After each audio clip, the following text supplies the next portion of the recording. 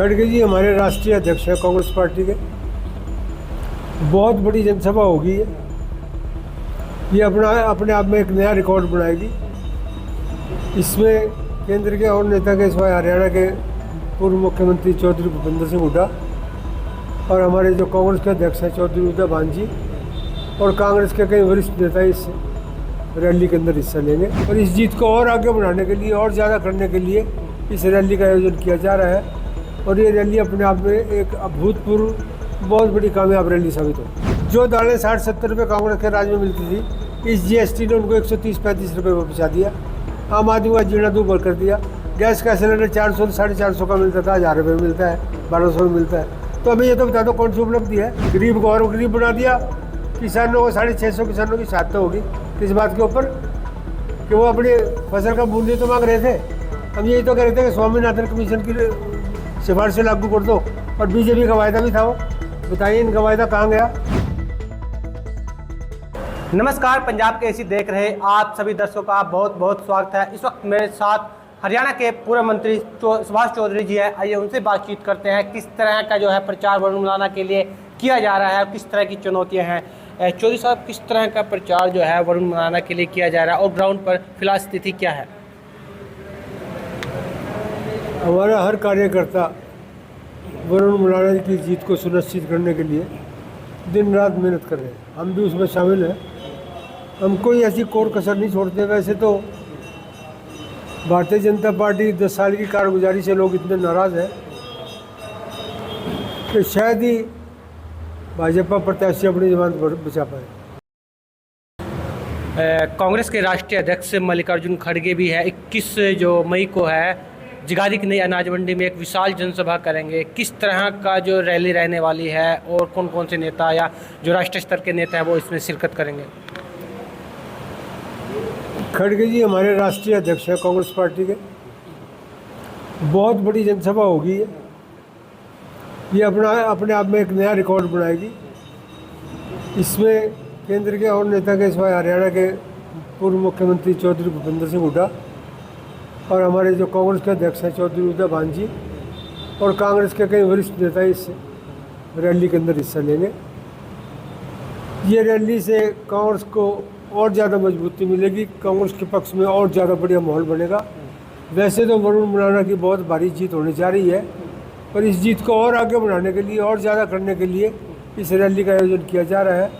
और ये रैली अपने आप में एक अभूतपूर्व बहुत बड़ी कामयाब रैली साबित होगी। अम्बाला धीरे धीरे जो है वो लोकसभा से जो हॉट सीट है उसमें शुमार होती जा रही है। प्रधानमंत्री नरेंद्र मोदी अम्बाला में एक बड़ी रैली करने वाले हैं। बताया ये जा रहा है कि 21 मई को जिस दिन खड़गे साहब आएंगे उसी दिन जो है कंगना रनावत का जो है रोड शो भी है। तो किस तरह का जो देखते हैं मुकाबला मुकाबला अगर होता तो फिर मोदी जी को आने की क्या जरूरत थी। यहाँ मुकाबला तो है ही नहीं। कांग्रेस बड़े लंबे चौड़े मार्जिन से सीट जीत रही है। मोदी जी और उनके जो बड़े नेता आते हैं वो वहीं जाते हैं जहाँ उनको अपनी हार निश्चित दिखाई देती है। और ये हार लोगों ने मन बना लिया। मोदी जी आए, कोई भी आए, कंगना आए, कोई भी आए, ये भारतीय जनता पार्टी की दोबारा दाल करने वाली नहीं है। देश की जनता ने, प्रदेश की जनता ने मन बना लिया है इनको राज्य से बाहर निकालने का, क्योंकि इन्होंने हर समाज के हर वर्ग के साथ धोखा किया। नौजवानों के साथ इतना बड़ा धोखा, 2 करोड़ रोजगार कहाँ गए वो। हमारे तो नौजवान ही पलायन कर गए दूसरे देशों के अंदर नौकरी की तलाश में, क्योंकि यहाँ तो सरकारों ने नौकरी ख़त्म कर दी। और जो नौकरी इन्होंने दी भी है वो गुजरातियों को दी। हरियाणा का बच्चे को कहाँ दी? हरियाणा में सैकड़ों हज़ारों गुजरातियों को नौकरी दी है इन्होंने। उसके रिकॉर्ड है। ये रिकॉर्ड की बात है, मंगा के देख लो रिकॉर्ड। मुख्यमंत्री के उसके ऊपर पोर्टल पे चले जाओ, आपको सारी डिटेल पता लग जाएगी कि कितनी नौकरियाँ इन्होंने हरियाणा के लोगों को दी और कितनी गुजरात के लोगों को दी। हरियाणा की राजनीति को आप बेहतर तरीके से समझते हैं। क्या लगता है कि इस वक्त जो है इंडिया गठबंधन जो है लोकसभा कितनी सीटें जीतने की दावे आप करते हैं? हरियाणा की राजनीति तो आप आम जनता में चले जाओ, शहरों में तो आपको आईडी ट्रांसफ़र का सारा हिसाब किताब कॉरपोरेशन और कमेटी में मिल जाएगा। शहर का हर नागरिक परेशान है। किसी की प्रॉपर्टी किसी के नाम, किसी की प्रॉपर्टी किसी के नाम।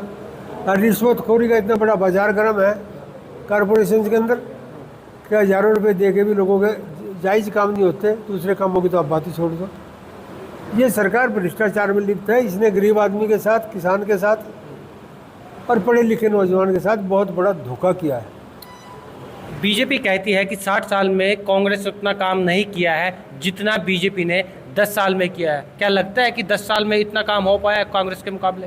मैं सारे देश की अगर बात करूँ, आप हरियाणा की बात लगा लो। हरियाणा की सरकार ये तो बता दे कि कौन सा थर्मल प्लांट लगाया इन्होंने, कौन सी नई इंडस्ट्री बनाई, कौन सी यूनिवर्सिटी खोली, कौन से मेडिकल कॉलेज बना दिए, पत्थर रख के चले गए। इनने कोई डेवलपमेंट नहीं। इन्होंने दादूपुर नलवी नहर, जिससे हमारा किसानों की खेतों का पानी रिचार्ज होना था, वाटर लेवल ऊपर आना था, इन्होंने दादूपुर नलवी नहर ही खत्म कर दी, कैंसिल ही कर दिया उसको। प्रेसिडेंट से उसको रद्द ही करा दिया। जो सरकार किसान के भी खिलाफ है, मजदूर के भी खिलाफ है। व्यापारी इतना उलझा हुआ है जीएसटी के चक्कर में कि वो रात दिन परेशान ही रहते हैं व्यापार में अपने। जीएसटी ऐसी बीमारी लगा दी इन्होंने कि सोने के ऊपर और हीरे के ऊपर तो जीएसटी 2%, और स्कूल की किताबों में, बच्चों की किताबों के ऊपर और शमशान घाट में जाने वाली लकड़ी के ऊपर जीएसटी 18%। ये कैसी सरकार है?